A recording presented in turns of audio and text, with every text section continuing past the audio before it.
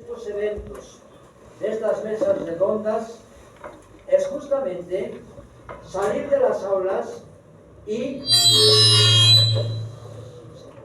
abarcar otros aspectos relacionados a las enfermedades parasitarias, pero aquellas que hemos seleccionado como las más importantes.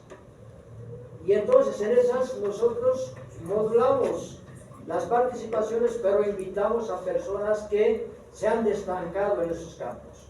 En este caso, estamos muy honrados nuevamente de tener prácticamente él ya es parte de la cátedra en esto, es el doctor Juan Carlos Durán, profesor de fisiología, ustedes lo conocen por eso, ¿sí? De los neurólogos más importantes que tenemos y hemos tenido en este país, ¿sí? Lo digo con toda certeza. De hecho, el médico de algunos de mis familiares, incluido mi hijo, mi sobrina, mío también, ¿sí? Y además, una de las personas que tiene la gentileza de estar presente, inclusive considerando que hoy es 19 inclusive tomando en cuenta que es 19 de marzo. Entonces nosotros hemos tenido que insistir, apenas hemos hecho una llamada, después de haber dejado una carta, sin haber recibido la carta, él estaba presente. Entonces lo que vamos a hacer es pasar inicialmente un video cortito que tiene que ver sobre este problema para un poquito introducirnos, luego participará el doctor Durán con su presentación sobre el tema, sobre los aspectos específicos y posteriormente una preparticipación de los aspectos relacionados a la importante actividad que tiene Patricia, que también fue parte de nuestro equipo en trabajos de investigación. Entonces, si ya podemos pasar con el video. Sí, invitas, gracias doctor. Patricia, por favor, ¿puedo tomar aquí? ¿No?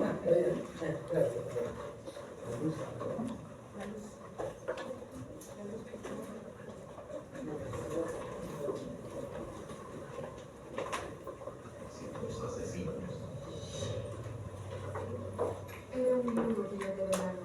Estábamos en el parque, practicábamos deportes y estuvimos disfrutando al aire libre todo el día. Hacía mucho calor y Wendy se sintió algo mal. Empezó con una jaqueca.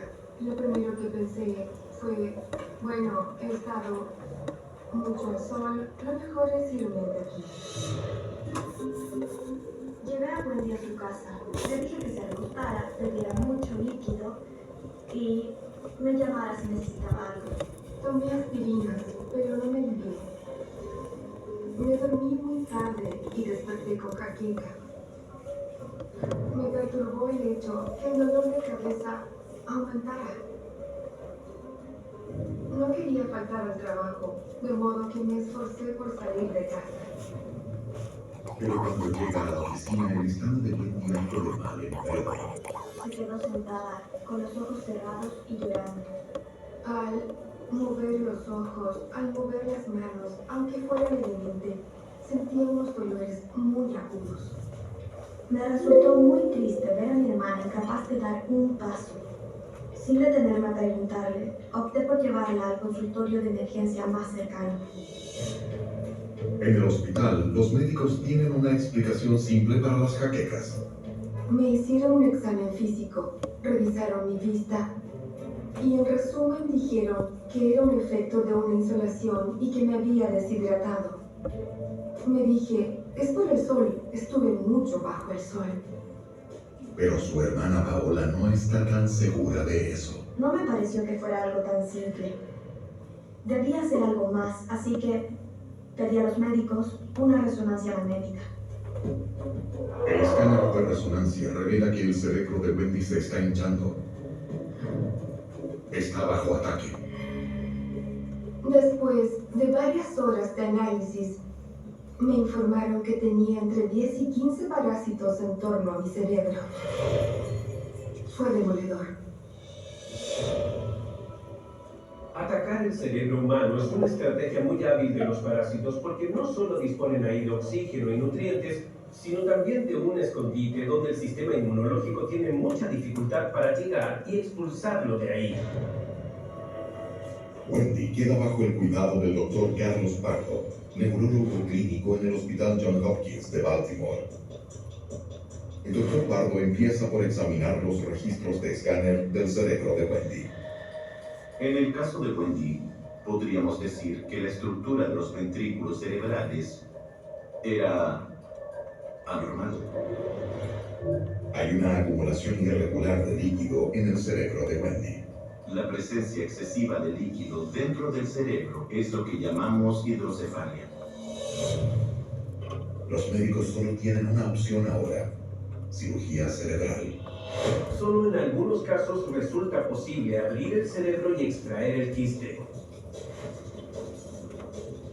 Pero en el caso de Wendy, el quiste está incrustado en una parte muy sensible del cerebro y quitar el parásito es imposible. Los cirujanos solo tienen una opción. Para aliviar la presión deben reencauzar el líquido haciendo pequeñas perforaciones en el tejido cerebral. Si hay éxito, ello permitirá que el líquido fluya, aliviando la presión cerebral. Pero ni siquiera eso matará al parásito. El propósito de esta cirugía no es extraer el parásito, sino reducir la presión del cerebro. Durante 2 horas, los neurocirujanos luchan por salvar la vida de Wendy. No reconocí a mi hermana cuando despertó de la operación. Estaba hinchada y vi la sutura en su cabeza. Sentí alivio porque sé que está consciente y a salvo. Mi hermana fue la primera persona que vi cuando desperté. Eso me emocionó mucho. 3 meses después, Wendy se recupera totalmente y su vida ha vuelto a la normalidad, salvo por una cosa: vivirá el resto de su existencia con el quiste parasítico alojado en su cerebro. Pero debido a que los cirujanos han creado una nueva ruta para el líquido encefalorraquídeo, su vida ya no está en peligro. He aprendido que lo que no te mata realmente te fortalece. Parásitos asesinos. Era un lindo día de verano. Bien.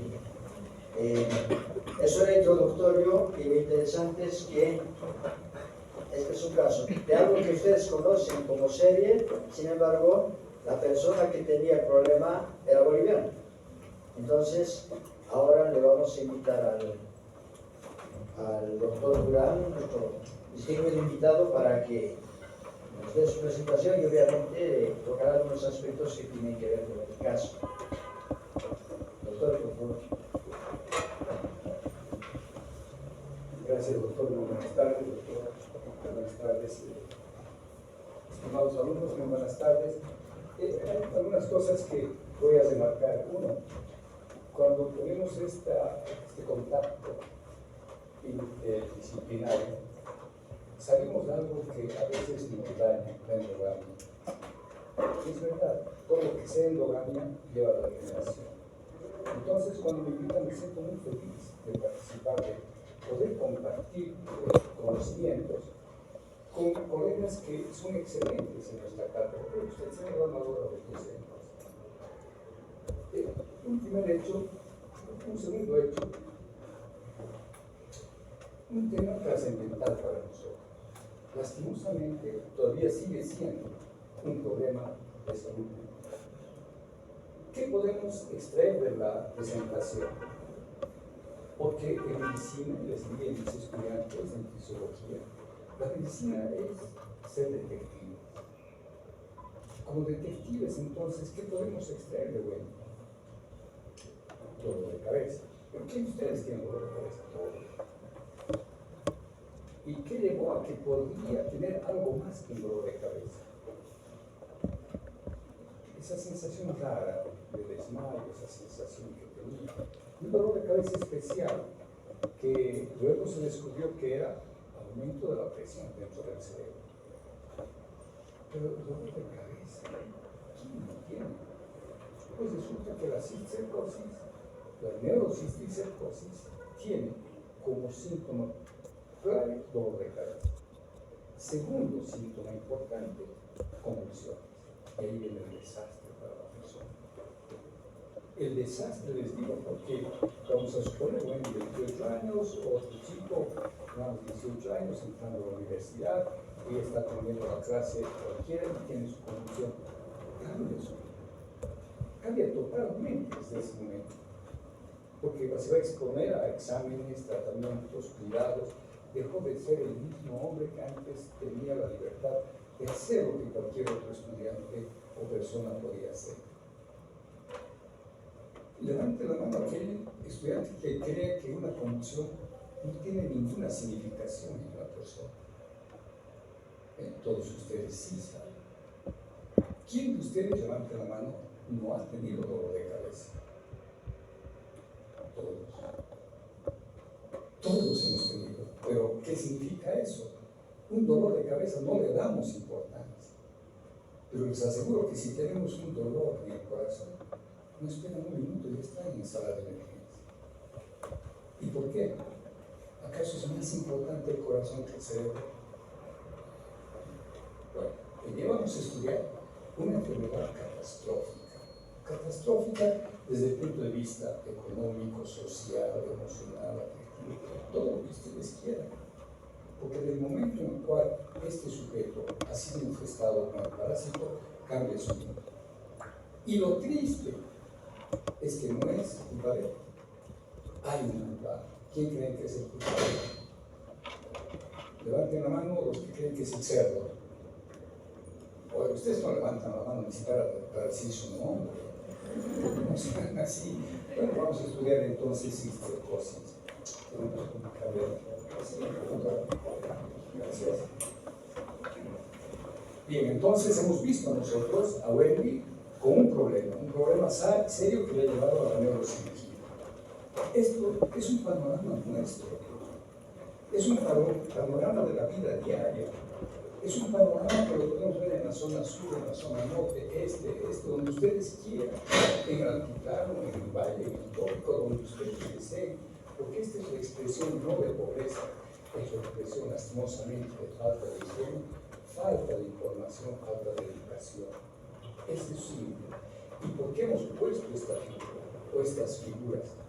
Porque lastimosamente esta es nuestra mayor fuente de propagación de este problema.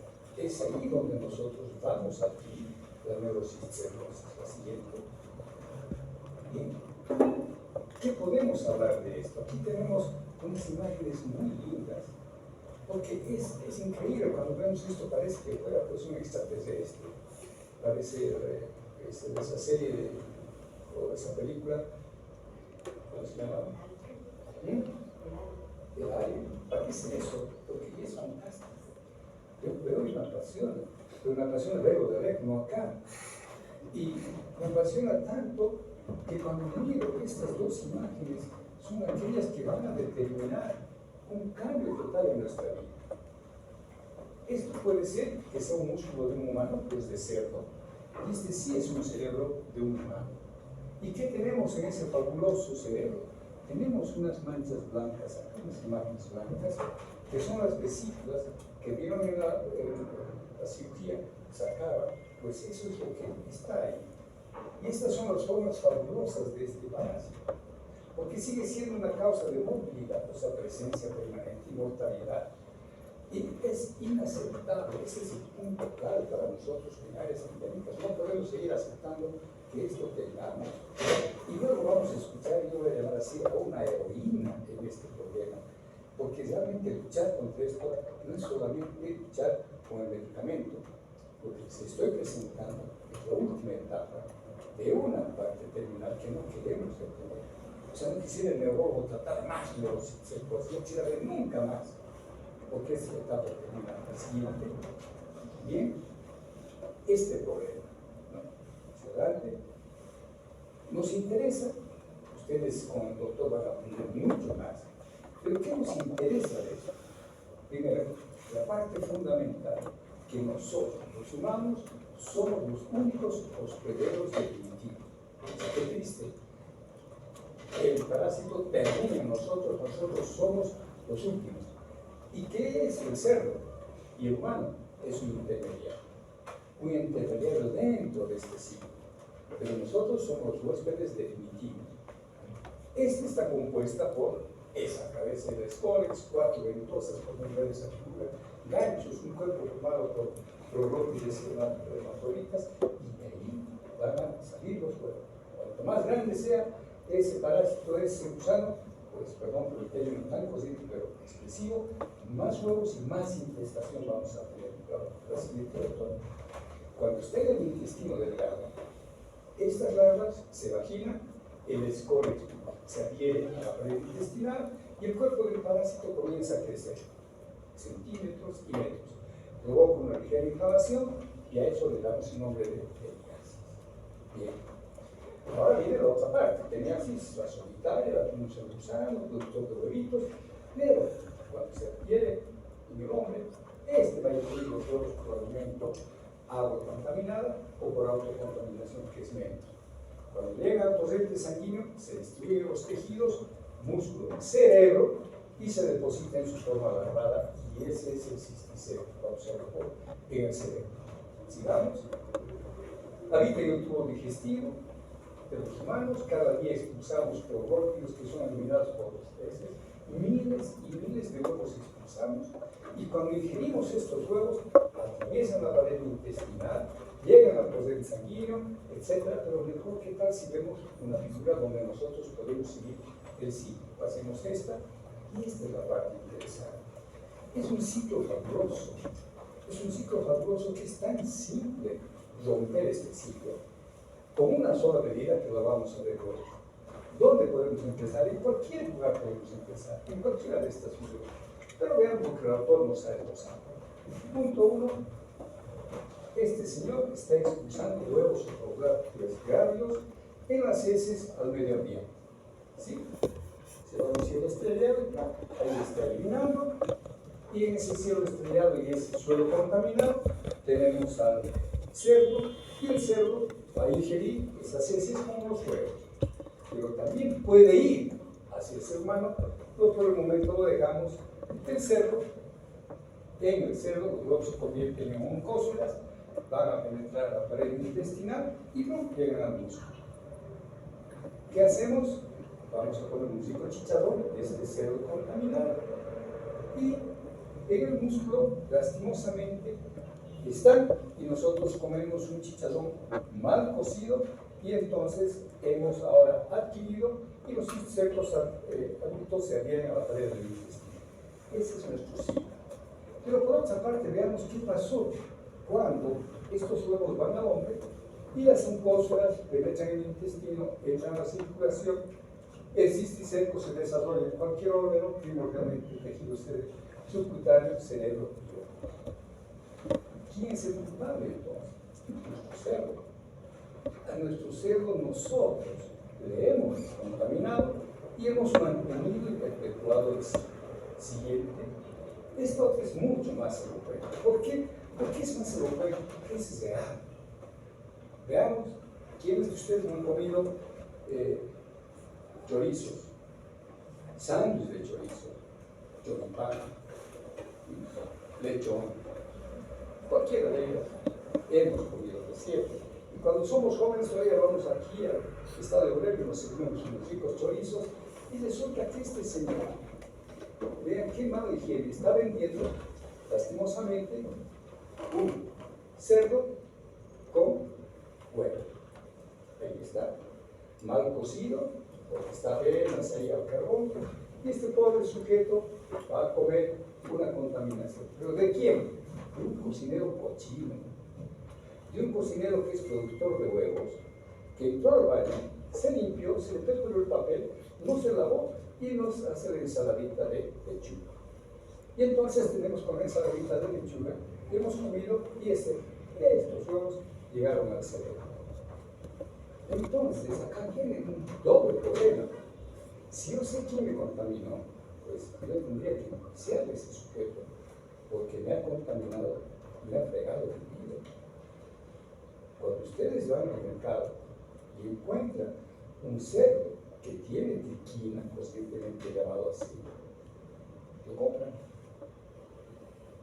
Sí, nuestros restaurantes lo compran, lo están rematando. pero están haciendo un crimen grande contra nosotros. ¿Por qué? Porque están perpetuando esto. Medidas de higiene. Ese es nuestro gran problema. ¿Cómo este sujeto ha comprado una carne contaminada y no ha tenido el mínimo despacho de vender una carne mal cocida, y este joven deportista se ha contaminado y de hoy en adelante no podrá ser más deportista porque va a tener confusiones? Este cerdo de dónde vino? Pues de otro cochino. De otro cochino que es productor de huevos, no va al baño, está en su corral, a su cerdo le alimenta con eso y este cerdo contaminado va a aumentar nuestro ciclo. Nuevamente, no es el cerdo el culpable, es el hombre cerdo el culpable, aquel que está perpetuando nuestro problema. Y les hablo de esta manera porque la parte final es lo que no lo va a ver. La siguiente, por favor. Entonces, cuando hablamos de neurocisticercosis, es un problema, así como el neurocirujano le costó, pues a nosotros como neurólogos nos cuesta llegar al diagnóstico, porque debemos definir si tiene o no tiene neurocisticercosis, y nos guiamos en base a algunos consensos, y este fue uno de los primeros consensos que se hizo y estuvo mucho tiempo, desde el 2001, está elaborado por un gran neurólogo ecuatoriano, el doctor Belbruto, y él ha establecido unos parámetros muy importantes para poder tener criterios de diagnóstico definitivo o probable. Pero tiene algunas fallas, no es perfecta. Entonces, la siguiente, nos reunimos algunos expertos de ellos quiero remarcar un excelente neurólogo también, ecuatoriano, el doctor Arturo Carpio, una excelente, la trajimos, a ambos los trajimos, excelente neuróloga francesa, Agnès Guéry. Trabajamos con Fernando Abraham, con Jaime Niño, y ahí estoy yo, y establecimos unos nuevos diagnósticos para la neurocisticercosis. Nuevos diagnósticos porque vimos algunas fallas en ellas. Y entonces surgió la siguiente: diagnósticos donde podemos, en base a criterios simples, pero muy importantes, como el encontrar un quiste parenquimatoso con diagnóstico patológico, o sea, sacar el quiste y decir, esto es neurocisticercosis. O quistes parenquimatosos activos simples o múltiples, con al menos un quiste con escoles que se le agrega una tomografía. Ahí dice entregar las tareas previas. Con al menos una de estas convulsiones clínicamente o desminodosas. Por eso.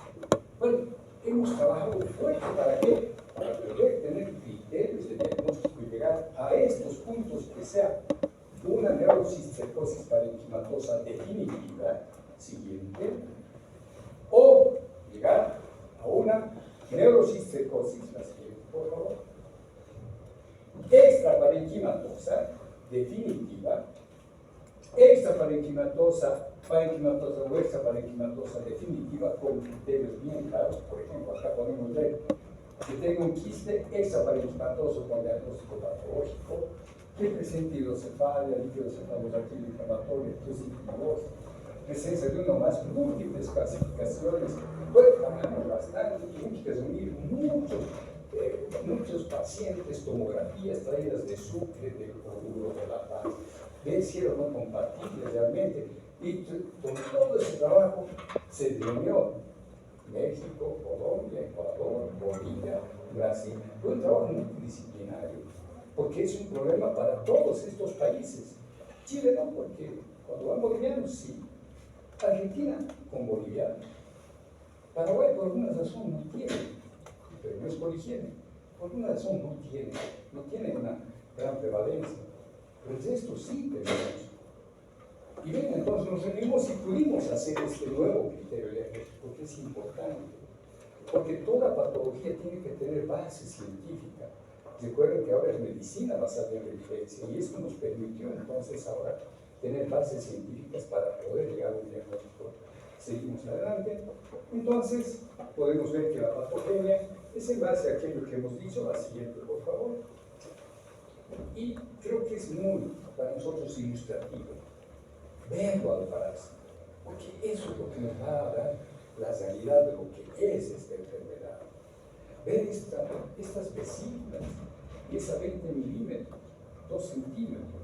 Miren, esto ha sido extraído del cerebro, de una neurocisticercosis que se llama racemosa.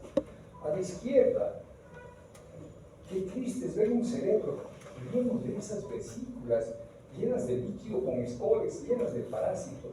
Y alguna vez leemos la expresión, cuando vemos esto, uy, este se ha comido caca, porque esa es la realidad. ¿Cómo puede tanta infestación existir en el cerebro? Pues ese fue engañado. Le dieron una ensalada, un chancho con heces o tablas. Eso es lo que es. Qué fabuloso. Este bicho viene tan hermoso. Es hermoso, no vean lo fabuloso que es. Pero cuánto daño nos hace cuando se aloja en el cerebro o se aloja en el músculo. Y bien, debemos tener pruebas que son inmunológicas. El test de ELISA, el Westerblot, que nos van a permitir tener un diagnóstico definitivo o de apoyo de acuerdo a lo que hemos visto en nuestros criterios diagnósticos. Pero hay la clínica, estos test inmunológicos y la imagenología que ha determinado un cambio total y completo en la percepción de esta patología. La siguiente, por favor. Y entonces, cuando nosotros vemos esto, vean, estas 3 imágenes son de resonancia de un sujeto normal, donde podemos apreciar la corteza cerebral más gris y la sustancia blanca al centro. Cortes donde vemos la médula espinal, tronco cerebral, cerebro, cuerpo calloso, pero vean qué lindo es nuestro cerebro, qué hermoso es con todas esas estructuras, pero claro y cristalino, no hay ni una mancha ahí, un cerebro fabuloso, funcionando muy bien. Este bichito, que es una neurocisticercosis racemosa, porque parecen uvas, ¿cierto? Observen ahora esa limpidez que tenemos. Ahora esta otra imagen donde estas cosas blancas pues corresponden a estas. Y acá, dependiendo mucho de la secuencia que lo vemos en negativo o en positivo, no importa. Vemos aquí esta mancha negra. En la resonancia observamos cómo estas vesículas, estas imágenes llenas de líquido vesicular, están invadiendo o han invadido y están produciendo un aumento de la presión, lo que en Wendy habíamos visto. Ha desplazado a la línea media, ha borrado una parte de estos ventrículos y está produciendo grandes síntomas como convulsiones, parálisis. Esto es lo que tenemos en el cerebro cuando hemos comido lo que ilustrativamente habíamos visto en esas otras imágenes. La siguiente. Una anatomía patológica. ¿Qué pueden decir? ¿A qué se parece eso? Un queso gruyere. Sí, un queso con perforaciones por aquí, por allá. Todos ustedes que han visto un cerebro, pucha, caramba, acá qué cantidad de parásitos existe. Y si a este cerebro hubiéramos tomado antes una tomografía, probablemente hubiéramos visto ahí esas perforaciones. Y es una anatomía patológica, una pieza de un cadáver, y esta es una tomografía de un sujeto vivo, donde podemos ver a los parásitos en diferentes estadios, pero localizados en el parénquima cerebral. Este otro estudio es un poco diferente. Esta es una tomografía y esta es una resonancia. Y en la resonancia, si yo me encuentro con esta imagen, es un grave problema diagnóstico. Porque sí, tiene que un halo periférico blanco y un centro negro. ¿Será un quiste de cistercosis? ¿No será un absceso? ¿O no será un tuberculoma? Tiene clínica, convulsiones, tiene dolor de cabeza. Y esta imagen es un diagnóstico para mí, es un desafío diagnóstico. ¿Qué es? Hasta ahí tengo, entonces voy a aplicar los criterios de diagnóstico dados por el fruto del cálculo. Y entonces buscaré qué me falta: inmunología. Y tendré o en sangre o en líquido cefalorraquídeo y le haré el test inmunológico. Y eso me va a determinar. Parecía cisticercosis y resulta que ahí me da un ADA positivo para tuberculosis. ¡Oh, señor! Era mi derecho de poder plantear diagnósticos diferenciados. Pero estas imágenes son de neurocisticercosis, básicamente. Otra anatomía patológica donde podemos ver, como dice la figura, cisticercosis parenquimatosa. Vamos a ver nuestra imagen acá.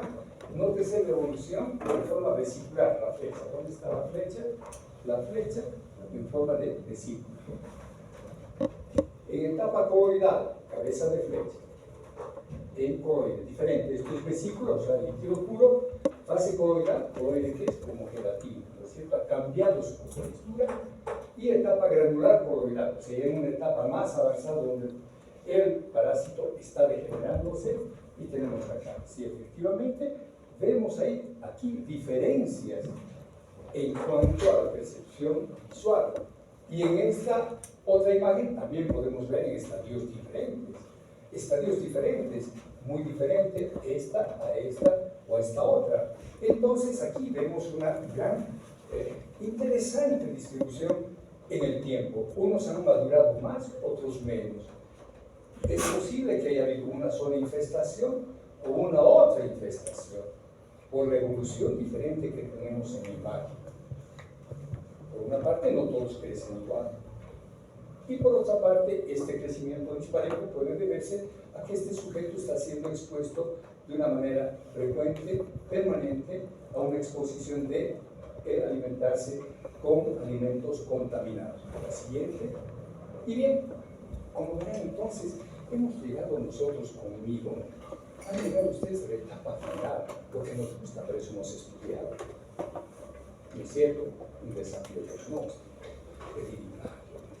y ahora viene el tratamiento. ¿Y qué voy a hacer con el tratamiento? Este señor tenía convulsiones, voy a darle un tratamiento convulsivante. Tenía dolor de cabeza por aumento de la presión, le daría una medicación que baje la presión y además un analgésico. Le daré antiinflamatorios porque hay una inflamación, puede bajar el edema. Muy bien, es un tratamiento sintomático. Pero en algo que no concordamos es en lo que dijeron, o sea, no tiene tratamiento. Bueno, en Estados Unidos tal vez no, pero nosotros sí tenemos, y lastimosamente aquí hay un reclamo también a las farmacéuticas.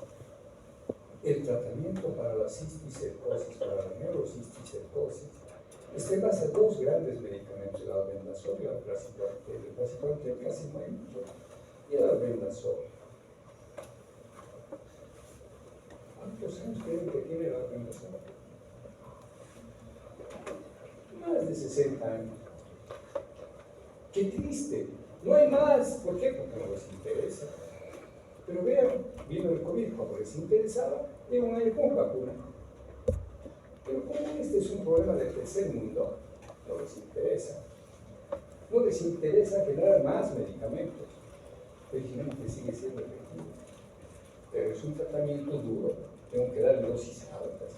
15 miligramos por kilo peso durante 15 días. Le estoy dando un veneno. Un veneno que va a recibir ese cerebro para matar al bicho. No es una tabletita, como tengo una teniasis, una tableta 3 días, listo. Una tableta de 400 miligramos, 3 días y se acabó. No, acá tengo que darle, pensemos, 15 miligramos kilo peso, una persona de 70 kilos, ¿cuánto sería? 135, 110, 5 tabletas de 200 miligramos, 2 tabletas y media, durante 15 días. Y tengo que dar además, bueno, para que no tenga reacciones alérgicas, que no tenga efectos de edema, etc., tengo que darle medicación coadyuvante. Entonces tengo estos fármacos exclusivos que son el praziquantel y el albendazol, y es un reclamo nuestro, así, como país, como seres de este mundo, que estos desgraciados de las farmacéuticas no producen nuevos medicamentos más seguros, nuevos medicamentos más efectivos, no les importa, pero siguen vendiendo y siguen ganando a expensas de nosotros porque necesitamos. Y es caro, el praziquantel es súper caro, un tratamiento por eso es caro. A un paciente que está con este problema, el neurocirujano lo interna. Yo como neurólogo no me interno, porque no voy a necesitar internar. Pero ¿cuánto cuesta una internación? ¿Cuánto le cuesta esos 15 días de tratamiento inútil ahí en la casa? Por lo menos sus 5.000 bolivianos. Y es caro desde ahí, ¿no es cierto? Tratamiento sintomático, anticonvulsivante, analgésico, antiinflamatorio. Y el tratamiento quirúrgico, como hemos visto, cuando están en zonas donde, sobre todo, es la zona en los quistes subaracnoideo. Cuando estos están creciendo en el espacio subaracnoideo, no llega muy bien el medicamento ahí, no llega. Entonces hay que extraerlos, esperar que pase. La siguiente. Bien, les decía, praziquantel, albendazol. El praziquantel a 50 miligramos kilopeso, o sea, es una droga mucho más tóxica. Antiepilépticos, analgésicos y el tratamiento más importante es este no cuesta nada. Este es efectivo. Este tratamiento es el mejor para nosotros. El no adquirido. Siguiente. Y entonces a mí me gustaría mucho que todos nosotros eduquemos y nos eduquemos. Este es el tratamiento más importante para nosotros. A sus hermanitos, papás, mamá, exijan, papá, lávate las manos después de entrar al baño. Qué difícil es en el consultorio, nosotros seguimos manteniendo las medidas de seguridad que nos enseñaron. ¿Cómo protestan los pacientes para irse a lavar las manos ahí? ¿Cómo protestan? Caramba, parecen presos rabiosos. Pero solamente les seguimos enseñando a los pacientes que eso deben hacerlo. ¿Por qué? Porque posiblemente me van a dar la mano. O van a dar la mano a otra persona, pero nos vemos limpias. Este es el mejor tratamiento de educación. Este tratamiento, jóvenes, no es el tratamiento del praziquantel. No queremos llegar a esa etapa. Queremos nosotros que la educación, un buen lavado de manos después de entrar al baño y no alimentar a nuestros cerdos con heces fecales, eliminaremos. Ustedes saben que Alemania es uno de los principales consumidores de cerdo. ¿Y sabían ustedes que Alemania y Europa eran los principales países que tenían neurocisticercosis? ¿Y cómo eliminaron? Con higiene. No hay ahora. Con higiene, nada más. La siguiente, porque qué delicioso es este animalito. Cuando está bien cultivado, cuando está bien higiénicamente alimentado y cuidado, y podemos servirnos con confianza cualquiera de esos platos deliciosos que nos dan estos animales. Pero ¿cómo cambia nuestra historia cuando nosotros comemos estos? Cuando nosotros nos alimentamos con estos cerdos que han sido alimentados con esos fecales, desechos y contaminando. Pues sí, ese es nuestro problema.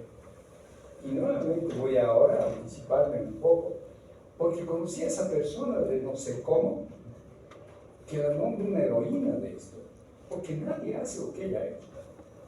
Nadie. No es médico, pero tiene una conciencia social importante. Tiene algo que deberíamos tener todos y ustedes, jóvenes, porque yo lo veo ahí, parece nada, no, ninguna emoción. Hoy esta charla parece que hubiera dado a un ambiente vacío. Porque luchar contra esto en el silencio, luchar contra todos, ya les voy a contar mi historia, es muy importante compartir con él. Doctor Martínez, le invito a que pase para que usted siga, usted doctora, para que invitemos a nuestra heroína en esta lucha contra la cisticercosis, en esta lucha que es un problema para nosotros, para nuestro cerebro. De verdad les digo, tener esto es catastrófico. Así que jóvenes, espero que hayan aprendido que la neurocisticercosis la podemos eliminar lavándonos las manos. Gracias por la oportunidad.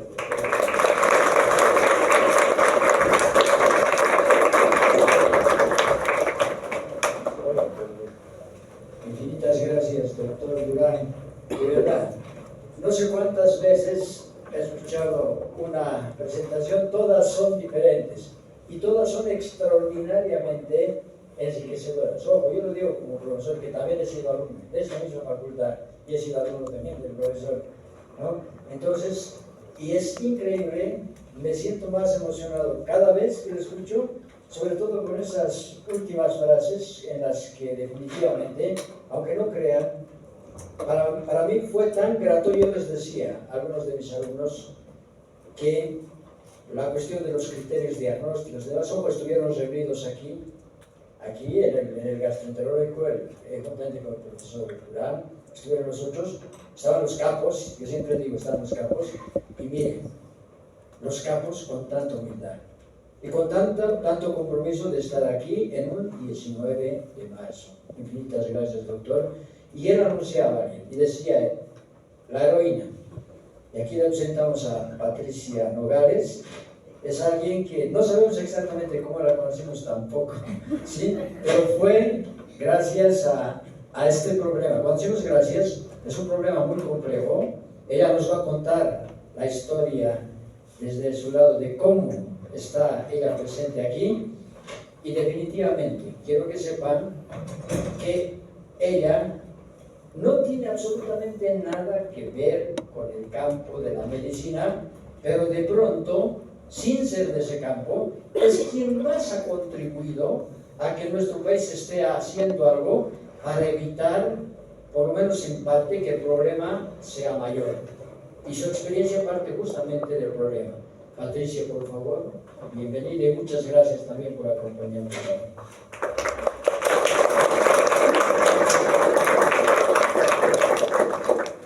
Gracias a ustedes por este espacio, que es una oportunidad para dar a conocer toda la travesía que he pasado por encontrar un foco de infección, ¿no?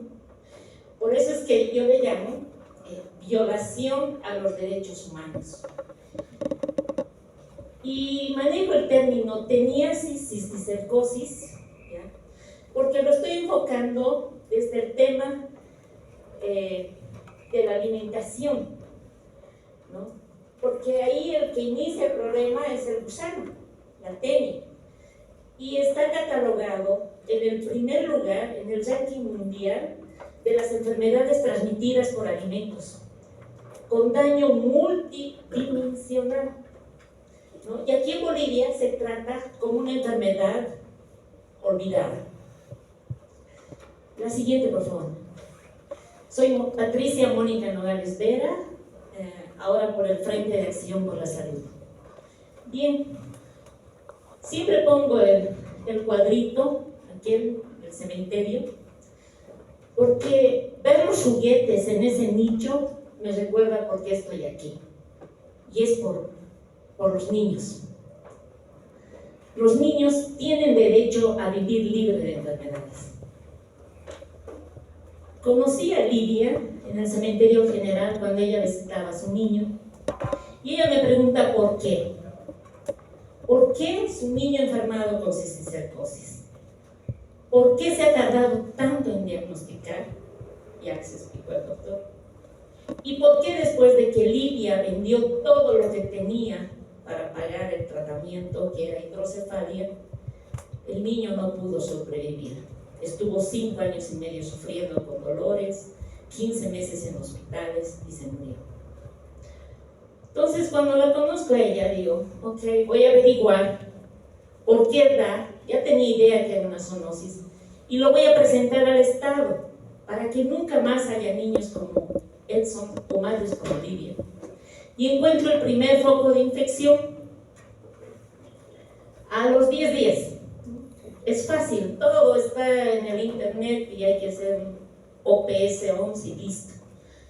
Pero no solo había sido foco de infección de cisticercosis, también de hidratidosis, toxoplasmosis, leptospirosis, triquinosis, brucelosis, y lo único que se reporta es leptospirosis.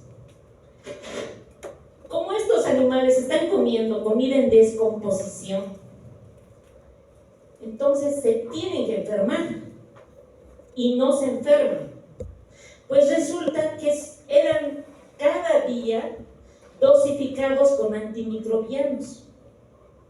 Ahí nace un tercer problema, que es el de la resistencia a los antimicrobianos. Por eso es que alcanzaban esos tamaños, eran altotes y grandes y gordos. Eso era un atentado a los derechos humanos, a la salud, a la vida, pero también a los derechos económicos, sociales y culturales de los campesinos. ¿Por qué? Porque era competencia desleal. Porque en el área rural, el que cría con maíz, con afrecho, que lo cuida bien al chanchito, trae a la ciudad para vender su chancho y no podía vender ni 8 bolivianos el kilo. Porque esos chanchos se criaban en Villa Ingenio, ¿no? Se fainaban ahí, se metían en el fainado clandestino y llegaban y se vendían a 16 o 20 pesos el kilo. Una competencia desleal feroz que ha hecho que la gente del área de rural deje de tener chanchos con buenas prácticas o tenga con malas prácticas afuera y para su consumo adentro en el patio encerrado, ¿no? Y los chanchos que no son bien criados, que no están bajo control de SENASAC, sí o sí tienen que faenarse clandestinamente o artesanalmente. Y ese es otro riesgo, ¿no? Porque para detectar la cisticercosis se necesita que un médico veterinario esté en el faenado y verifique que no tenga para hacer el decomiso. Pregunto a SENASAC cuántos chanchos tiene bajo control el año 2022 y me dice que 50.000 y pico. Resulta que tenemos en el departamento de La Paz 414.000 chanchos y 50.000 solo era el 12%. ¿Cómo podemos hablar de que SENASAC es la autoridad en sanidad animal o en inocuidad alimentaria si solo tiene el 12% de la cantidad de chanchos que hay en La Paz? 12% bajo control. No podemos hablar de que sea autoridad. La siguiente. Entonces yo fui a reclamar, fui al municipio, me dijeron, ay señora, eso pasa siempre. Desde 1996 pasa. Es algo normal, chancho limpio nunca engorda. Y es lo que a mí más me preocupó, la normalidad, ¿no?, de un atentado a la salud pública.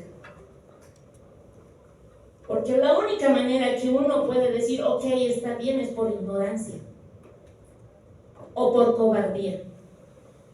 Y yo al leer la primera vez ese libro de la OPS, dejé de ser ignorante y sabía las consecuencias. Y cobardía nunca he tenido para defender y luchar por los derechos humanos de los niños. Así es que empecé a molestar a todos. Y me llaman un día con engaños y al salir me agarran y me ponen contra la pared y me golpean y me amenazan. Ah, ¿para qué haber dicho eso? Ahí era una guerra declarada hasta ganarles. Fui a la Defensoría del Pueblo, sacaron un informe. Se crían los chanchos en Villa Ingenio, entran de colores, se alimentan con alimentos sanos de áreas verdes y tienen un lugar limpio. Eso ha sido en enero 2016. Después cierran el caso, todo el tiempo hasta el 2019 han estado en esa hermenéutica. Pedir informes, hacer cuestionarios, pedir a la gobernación, municipio y SENASAC que hagan seguimiento del caso, ¿no? Y hemos hecho reuniones hasta el 2019, hasta con la Organización Panamericana de la Salud. Hemos sacado una matriz con enfoque Una Salud, donde cada quien decía qué tenía que hacer para controlar el foco de infección. El problema, que no eran acciones vinculantes, pese a que habían estado en las reuniones gente con poder, con decisión, no había ninguna norma que les habilite a trabajar juntos. Entonces todo esto emana. Así es. Pero nosotros, al ver que chocábamos contra un sistema que no respondía, porque para nosotros reuniones no son acciones. Una pregunta. y entro, ¿no?, el 2017 al relleno sanitario. Y había perros.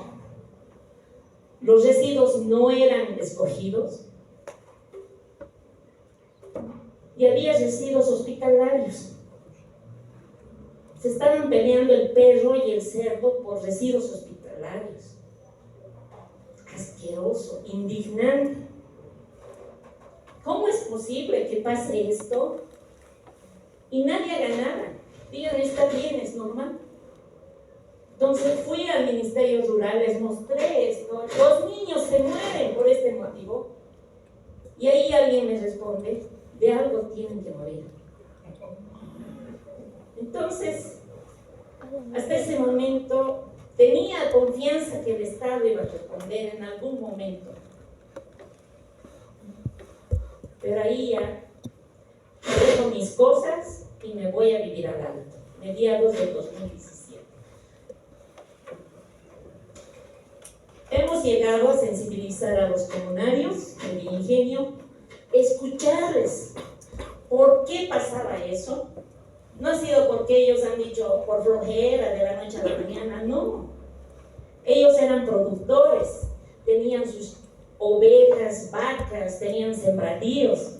De la noche a la mañana se puso un botadero, las bolsas nylon han matado a sus vacas.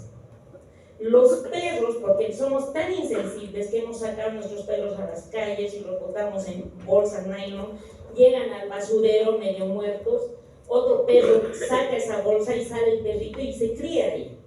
Y se hacen manadas de perros en el botadero. Y tienen hambre. Y van y empiezan a matar ovejas, llamas. Los lixiviados de las verduras han contaminado los sembradíos. Han salido papas grandes pero podridas. Han contaminado los ríos. Ahí no hay agua potable. Los niños han muerto con diarrea. Hay una señora que ha perdido 2 niños.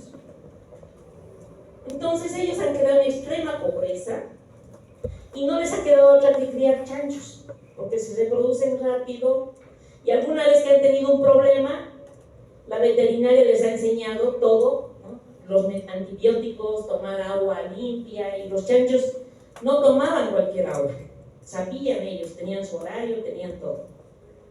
Entonces así han ido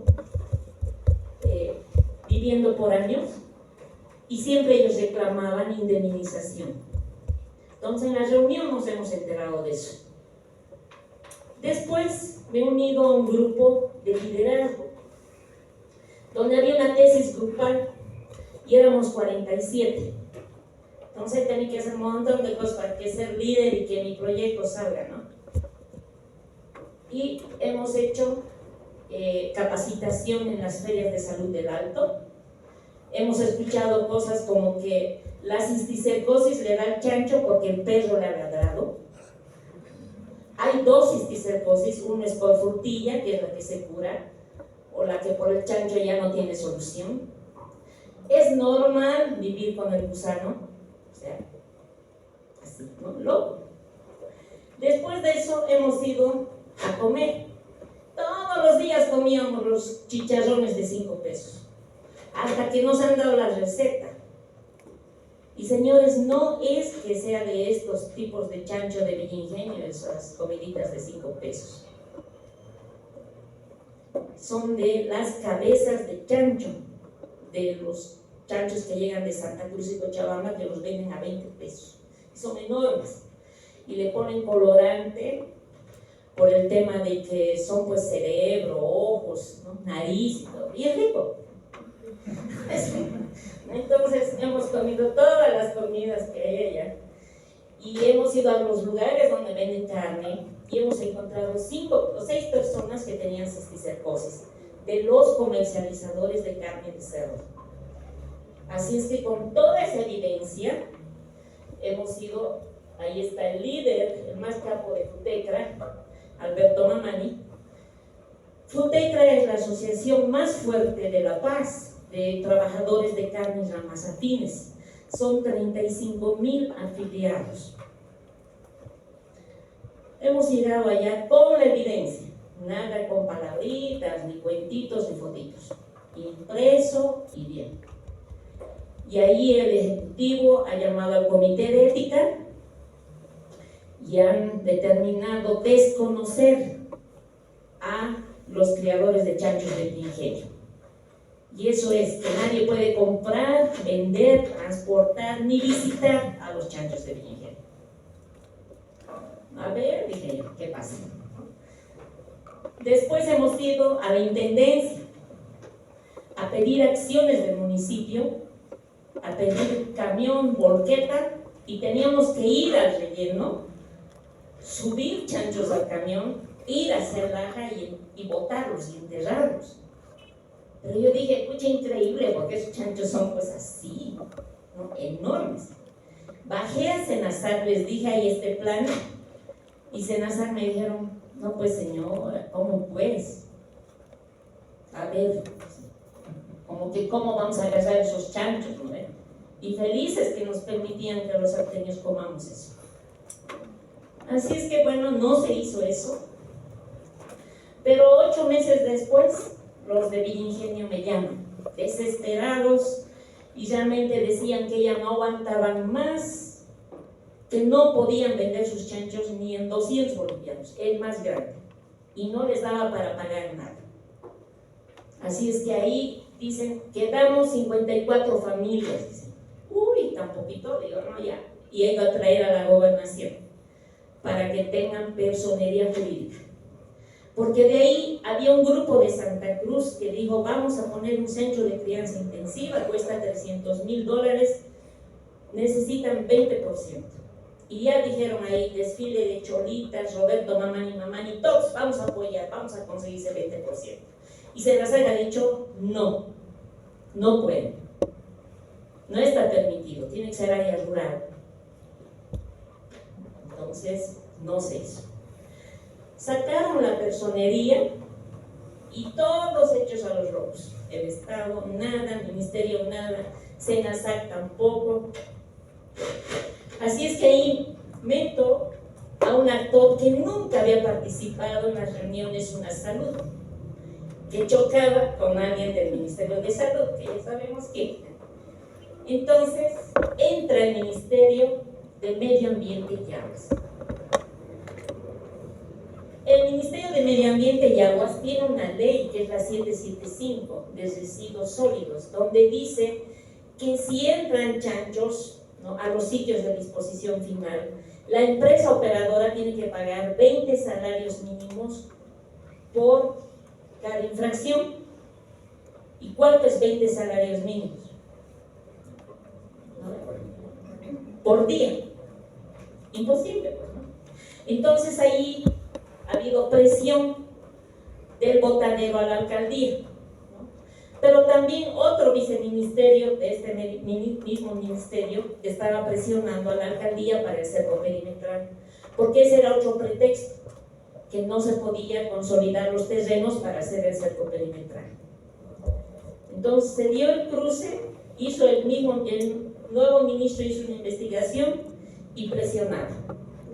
Nunca había estado notificado que entraban chanchos en los formularios de operación de Colina. ¿Por qué? Porque estaba normalizado.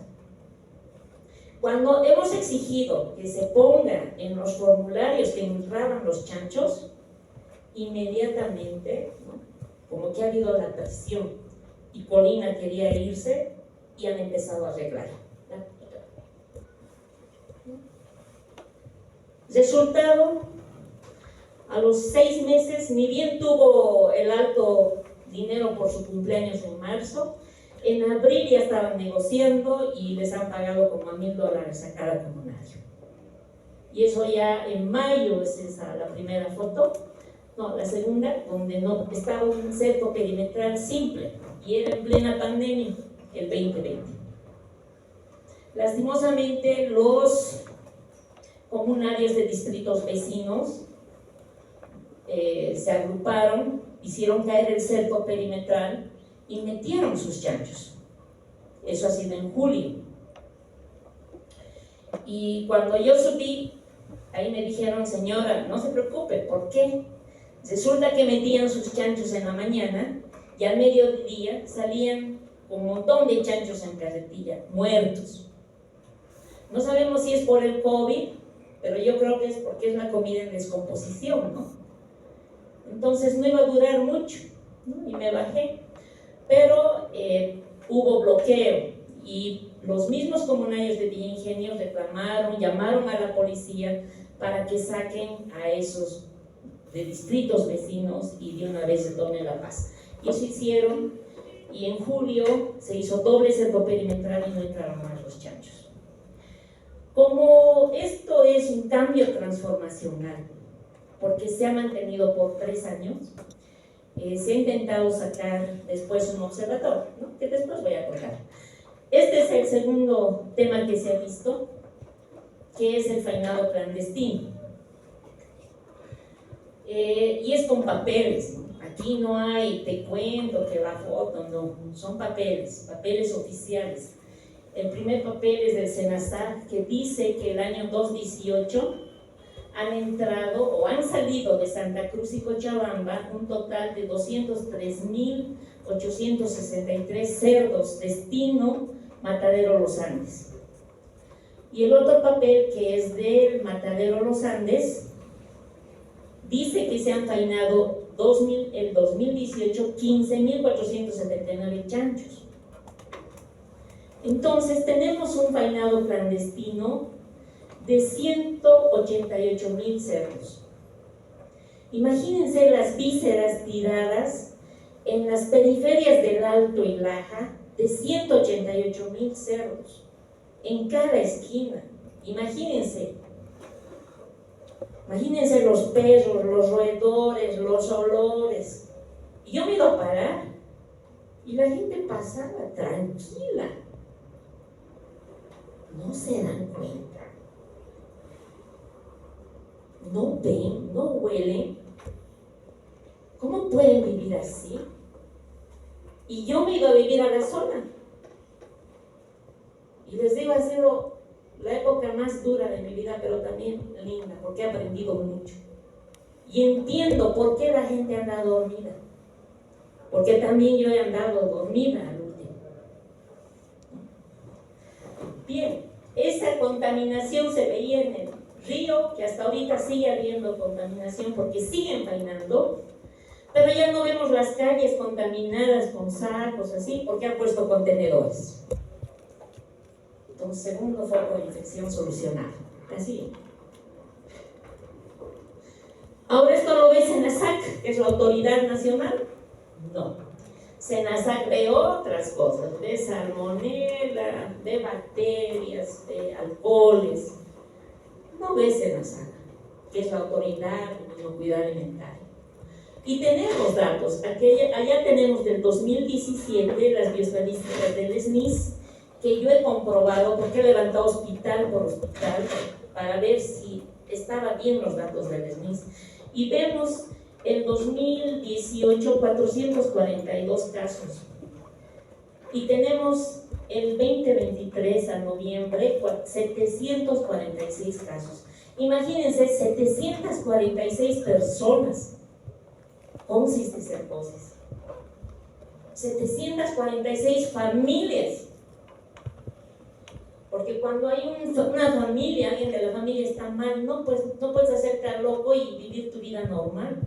Si esa persona no puede estar ni parada. ¿No ven? Y estos son nuevos casos. Yo los elimino, no hay muchos los reincidentes. Tal vez entran por epilepsia, no sé, epilepsia, es altísimo. 746 casos nuevos. Y aquí hay un caso que ha pasado recién en el Alto. Una madre a su hijo de 26 años le ha dado raticida y después ella se ha matado. Ha pasado en enero, recién. ¿Han escuchado? ¿Quién ha escuchado? ¿No ven? Muy triste. Pero como madre y ves a tu hijo sufrir, después, ¿qué puedes hacer? La siguiente, por favor. Y ahí están las bioestadísticas comparadas a las otras, ¿no? Y cisticercosis está en los primeros lugares. ¿Va a parar eso? No. ¿Por qué no va a parar? Porque por el cambio climático, ¿no? Se descompone con más rapidez los alimentos, se necesitan más alimentos porque la población está incrementándose cada día y no hay buenas prácticas pecuarias. Entonces van a seguir las enfermedades y van a seguir las enfermedades zoonóticas. La siguiente, por favor.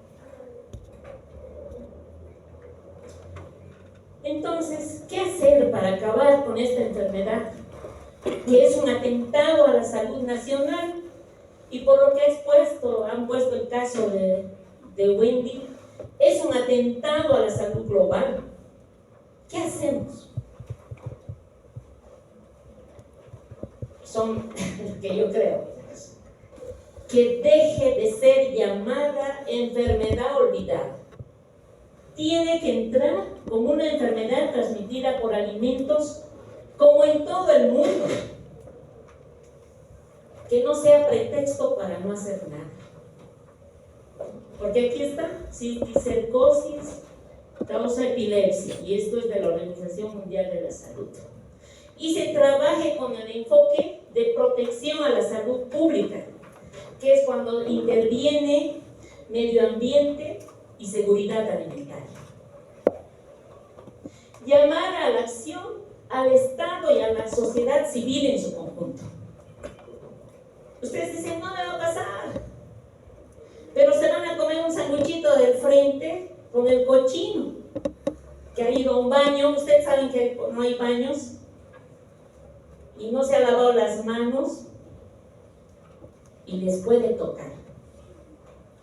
Ahora, si no les toca, gracias a Dios,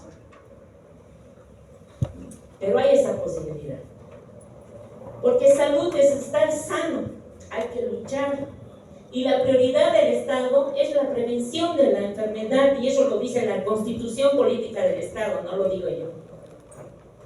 La siguiente, por favor. Hay un plan ya realizado por la OPS que lastimosamente han mandado una persona del Ministerio Rural a Colombia en 2015, pero la señora no sabía qué era la cisticercosis y tampoco le interesaba. O sea, iba, se ha paseado en Colombia, ha vuelto y no ha hecho ni un informe de la cisticercosis. Y no hemos entrado nosotros al plan junto con los 7 países que están luchando contra la eliminación de la cisticercosis.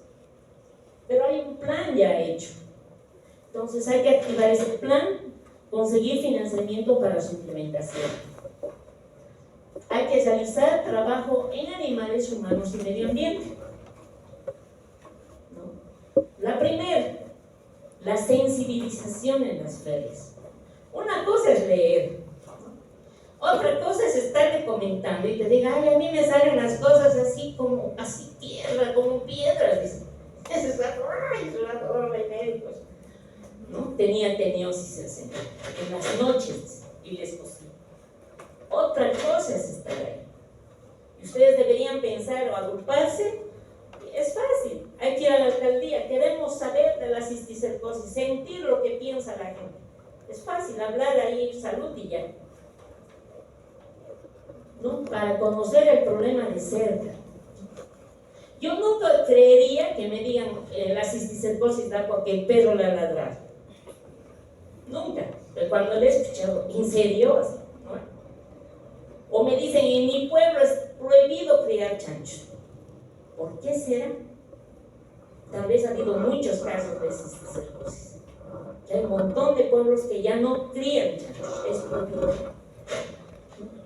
La educación tiene que entrar en la currícula, tal como dijo el doctor. Después tenemos que hacer la búsqueda y detección de teniásicos. Eso se puede con Usaxia, ¿no? Que es de los seres, donde la gente va y saca su carnet sanitario. Ya no tiene que ser el chiste que es ahora, hay que mejorar eso. La identificación de las áreas de riesgo, ¿no? ¿Qué serían las áreas de riesgo? Los servicios sanitarios, no tenemos una triste ley de baños. los vendedores informales, no importa que sean informales, pero deberían tener un control sanitario, deberían colgar su carnet. El riego, ¿no? Tenemos aguas servidas que están yendo a regar vegetales, lechugas. Y identificar las zonas por las bioestadísticas que tiene el SNIS, porque el SNIS tiene por centro de salud. Entonces ya sabemos en qué zonas puede haber más riesgo. Entonces directamente podemos ir a esos lugares. El tratamiento en porcinos, que es lo que yo estaba molestando mucho tiempo, se haga el tratamiento en los chanchos de Villingenio a un costado, ¿no? Y también hacer investigación, porque hay investigaciones que muestran con los fendazol que matan la viabilidad del cisticerco. Entonces, si ya está muerto, aunque comas crudo, ¿no?